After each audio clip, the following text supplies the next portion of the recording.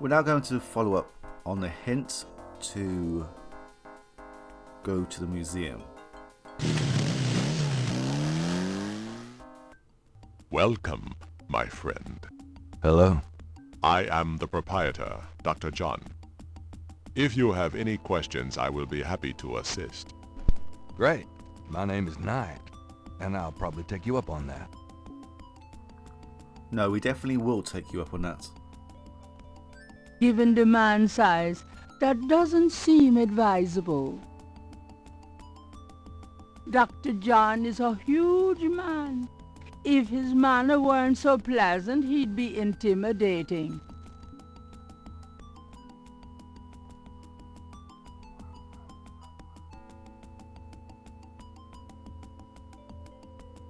Could I ask you some questions? That is why I am here. What can you tell me about voodoo? Historical voodoo? Or the voodoo currently practiced in the city?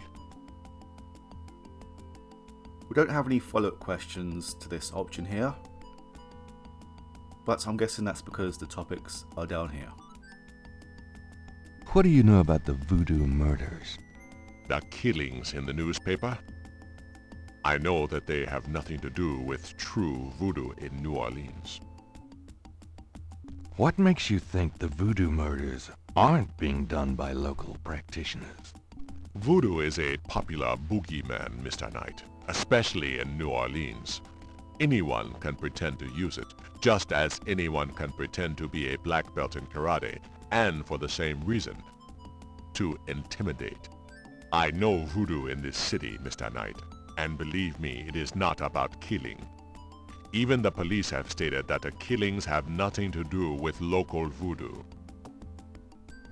So you know nothing about the voodoo murders case? I neither know nor care to know, Mr. Knight.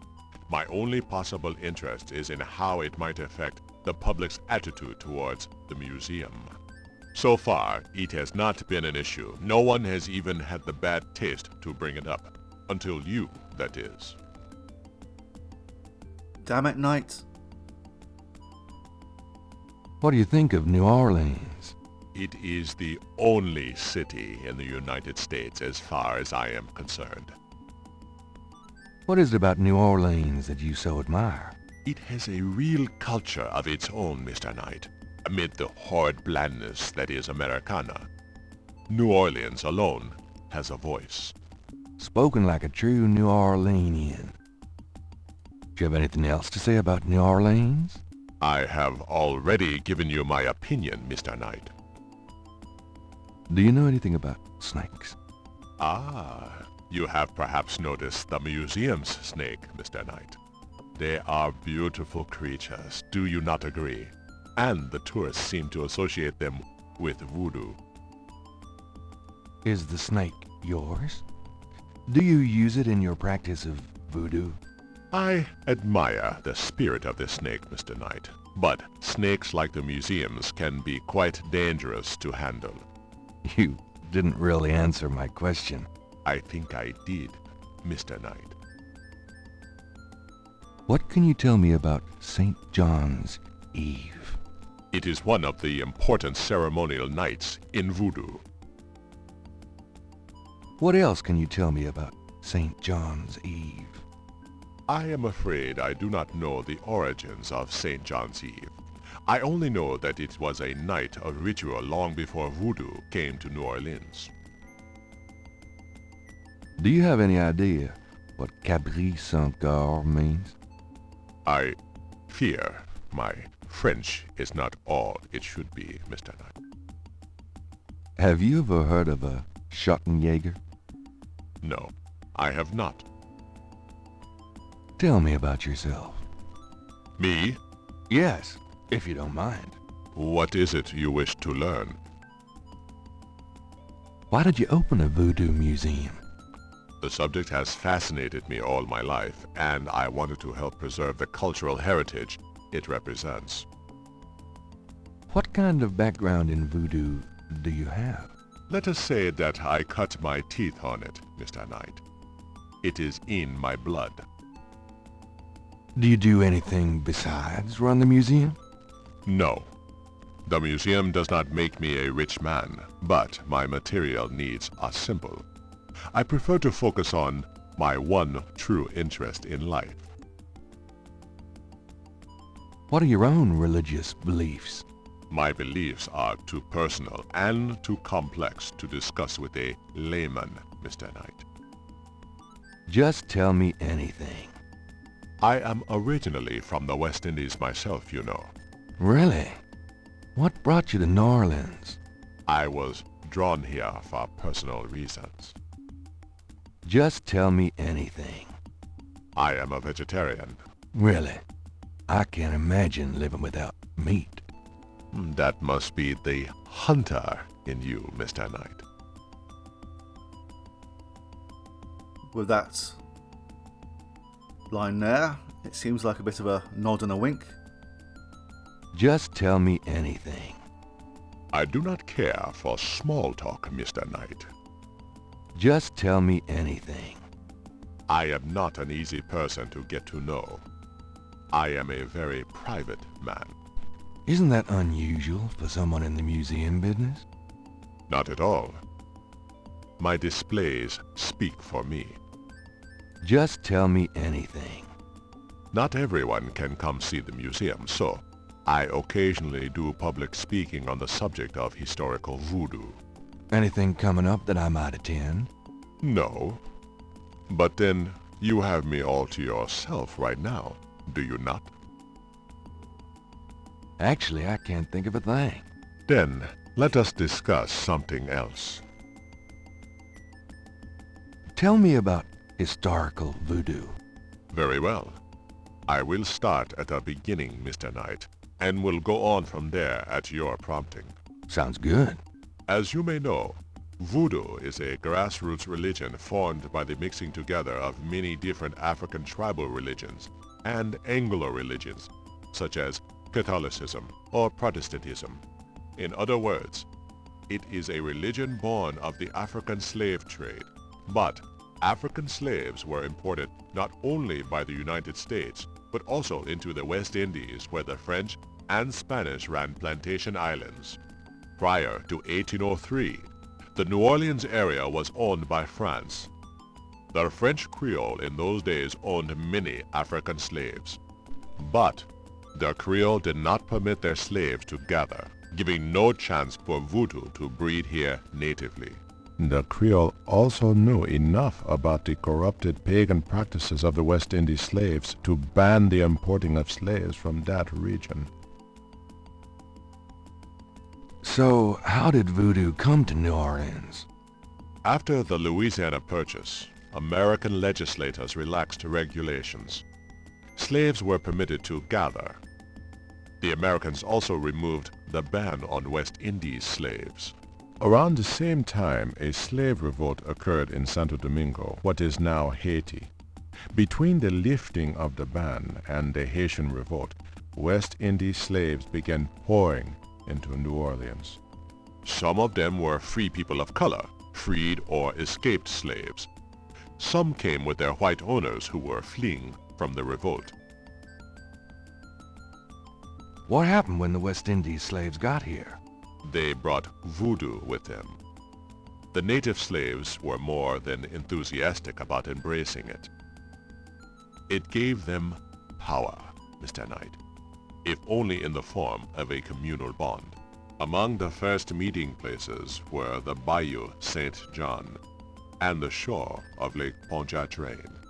The early voodoos were heavy snake worshippers, worshipping the one they called the Great Zombie. Tell me more about historical voodoo. By 1817, the voodoo activities were beginning to cause fear among the white slave owners. An ordinance was passed to forbid slave gatherings except in designated public areas at designated times. The time was Sunday afternoons and the place Congo Square. The slaves and free people of color gathered to dance simulations of their voodoo dances right in sight of Creole society. Of course, they also continued to meet in private for the real thing. Tell me more about historical voodoo? There were a variety of kings and queens at first, voodoo priests and priestesses. But from about 1830, a single power emerged. This was a voodoo queen named Marie Laveau. Marie Laveau ruled voodoo in New Orleans for many years.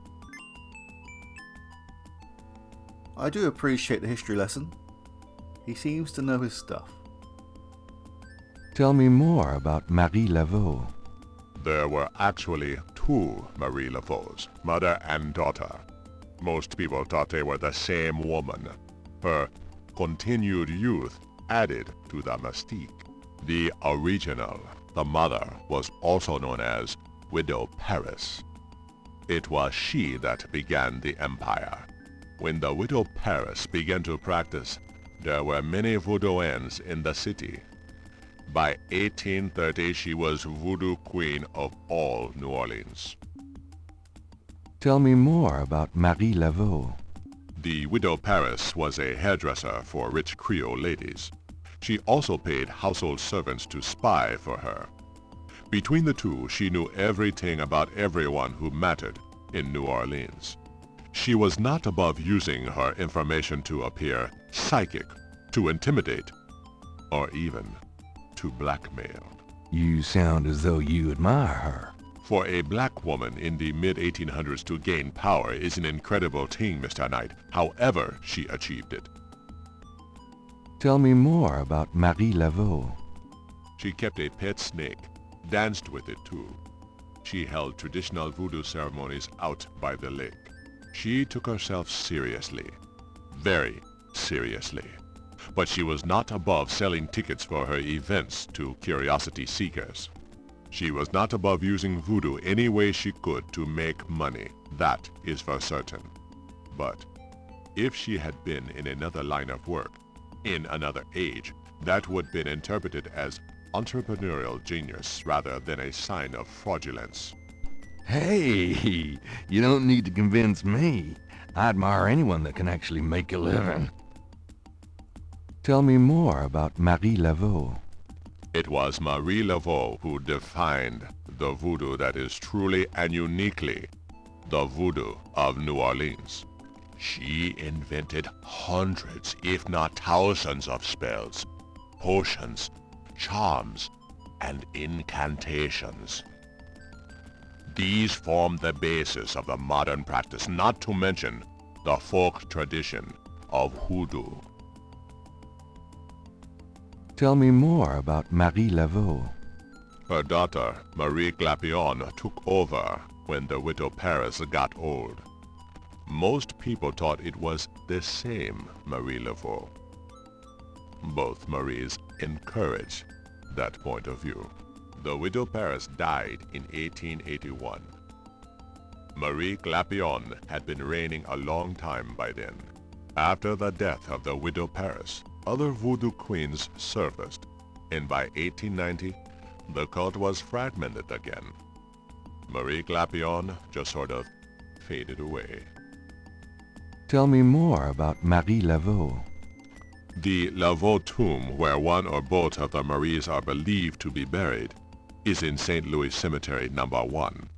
It is a popular shrine for practitioners and tourists alike. I myself take tours through the cemetery on a regular basis. Really? Do you have any running this week? No, but the cemetery is open to the general public as well.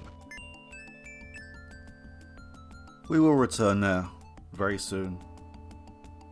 Tell me more about Marie Laveau. You have heard everything about Marie Laveau that a layman might expect to understand. Tell me about current voodoo. Many people think of voodoo in terms of magic spells or gree-gree.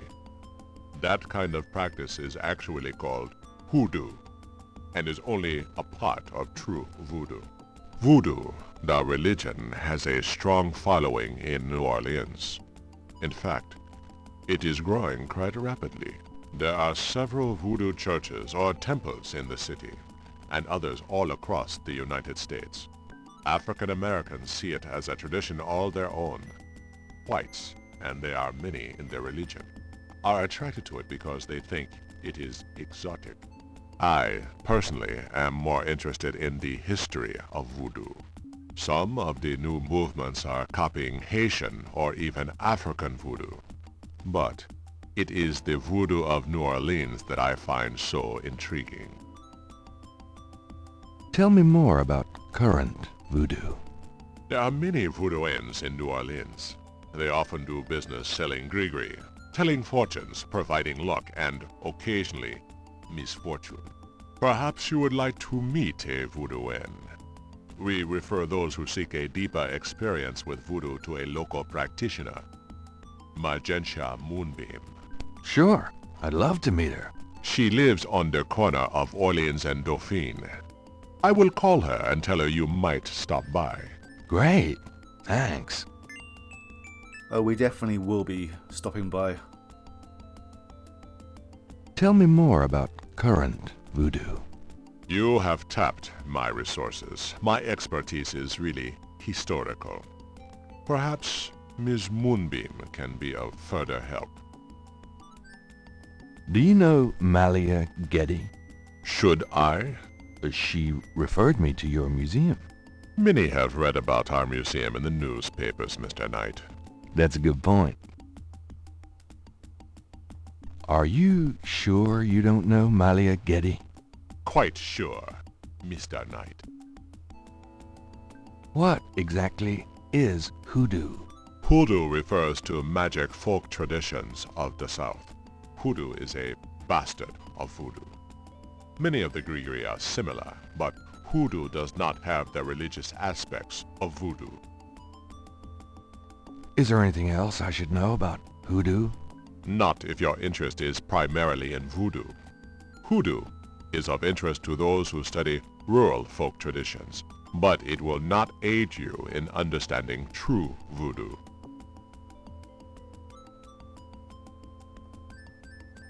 This is quite a place you have here.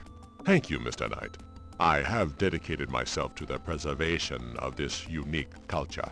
It is gratifying to see others reap the fruits I have sown. So where'd you pick up all this stuff? Oh, here and there. We accept donations of any pertinent items. Did you ever get any wackos in here? You mean besides yourself? Yeah, besides me. I do not care to make those kind of judgments, Mr. Knight. All are welcome here. You're a big guy, aren't you? Do you work out? Play sports? I do not play basketball, if that is what you want to know. Who, me? No, you just look like such a natural athlete.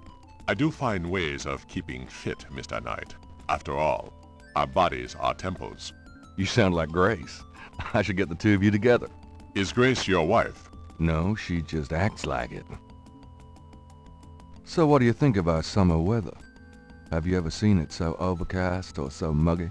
It is unpleasant. The heavens are not pleased these days. Nice outfit. I prefer simple cotton to dead flesh, Mr. Knight. I'll have to remember that. Weirdo. Alright, let's move on.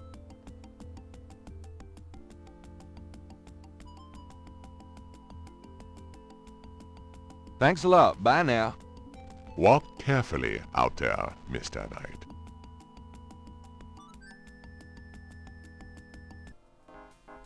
We now have Magentia Moonbeam's residence on our map. But before we go there, let's return back to the cemetery.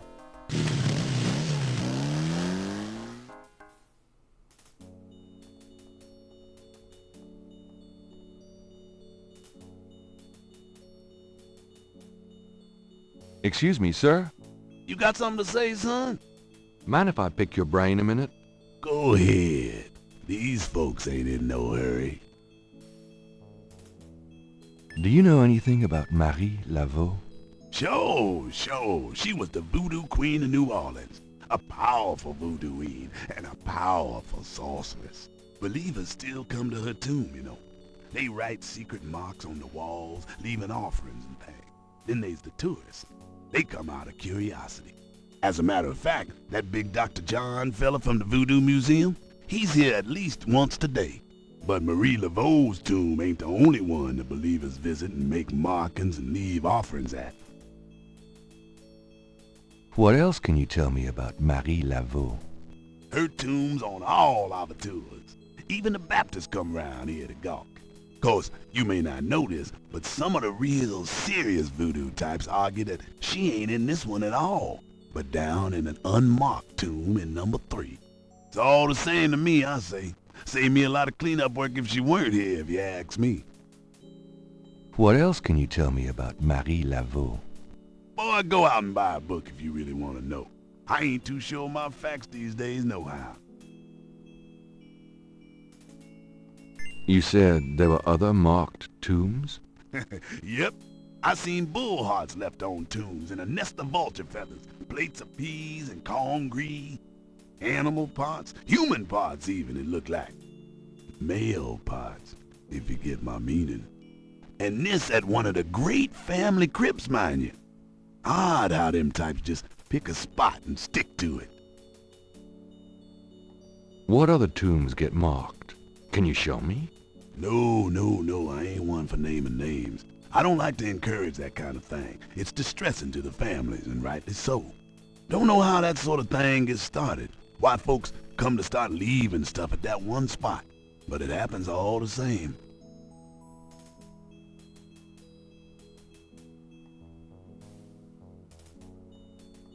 Thank you very much for the information.